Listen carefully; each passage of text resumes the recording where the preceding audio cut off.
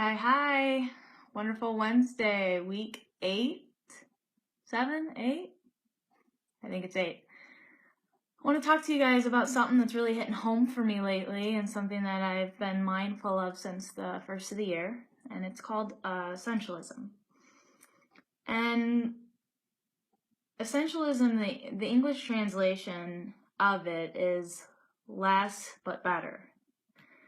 So it's about having a relentless pursuit of less but better.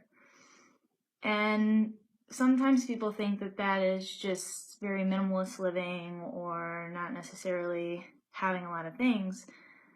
And there's a big difference between having New Year's resolutions, but then also having the mind and the notion of always just asking yourself, am I investing in the right activities? Because that's what essentialism is. It's figuring out what your priorities are and constantly, with the relentless act of before you make a decision or before you go somewhere or do something, am I investing in the right activities? That can be work, marriage, food, sleep, lifestyle, anything. And although we live in a world that there are far more opportunities and activities, and we have a lot of time and resources to invest in, and where they're good, some of them are very, very good, it's the fact that most of them are trivial and very few are vital. And some people are okay with, loading up with all the trivial, but other people are just craving that vitalness. So, the essentialist kind of evolves in learning to tell the difference and learning to filter through those options and selecting only those things that are truly essential. It's not about getting more things done. It's about getting the right things done.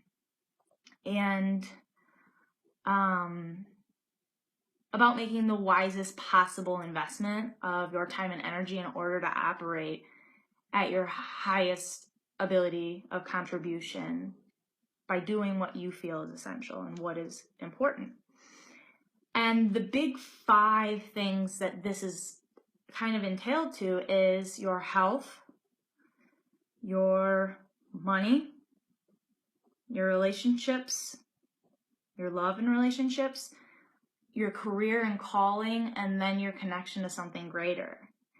And that aspect is important to look at because usually if we are not in alignment of one of those big 5 things, we're not in alignment in something else.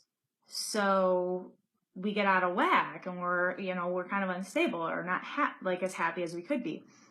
So it's important to remember that how we do one thing is how we do everything. And most of the time, everything is linked to pleasure, right? I mean, if something doesn't feel good, we're not necessarily going to do it.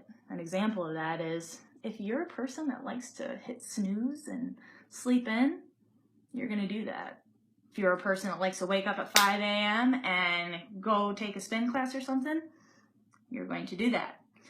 So how does essentialism apply to our big 5, or how can we kind of sort through and evaluate it? Well, there's an exercise I want you guys to do. It's that's going to be the call to action this week. So what I want you to do is I want you to get a piece of paper and you're going to write 5 things going well. Start with just 5 things going well on the far left-hand side of the column. Think about it. It can be anything. Job, relationship, GI tract, food, anything. Then 5 things that are not going well. You're going to put that in the center column. It can be anything. But then in that last column, I want you to put 5 things that you would rather be happening instead, but not just in anything. For the 5 things that were going wrong, So if this is, I am not sleeping well, okay, so instead I'd rather be getting 8 to 10 hours of sleep. And by doing this, it kind of helps you lay out what areas in your life what of the big 5 areas should you maybe be focusing on a little bit more. Some people, that's going to be, I need to get my finances in check because I have a lot of anxiety about my debt or my way of life, and I don't feel like I have enough money. Okay. Or some people, that might be love. They might be like, man, I'm lonely, or I wish I loved myself. So it's a matter of, what are 5 things going well? Awesome, celebrate it. What are 5 things that are not going well? And then what are the 5 things instead that you would want to be occurring based on those 5 things? The quote for this week is, I gathered my habits and released the ones that could never lead me to joy and freedom. And I think that this is just a beautiful thing to kind of really soak in. And when you really look at your life and evaluate it, you know, what is going on that you could have less of or more of. And then the song of the week is Enjoy Yourself by the Jacksons, because it's just, again, a feel-good song, and life is about enjoying yourself, right? So sometimes we just need some Michael Jackson, some brass instruments, and just live. Enjoy yourself, baby. So, Essentialism, know your big 5. What are 5 things going good? 5 things not going good? What do you want to be experiencing instead? And whatever's not allowing you freedom and joy, get rid of it. See you next week.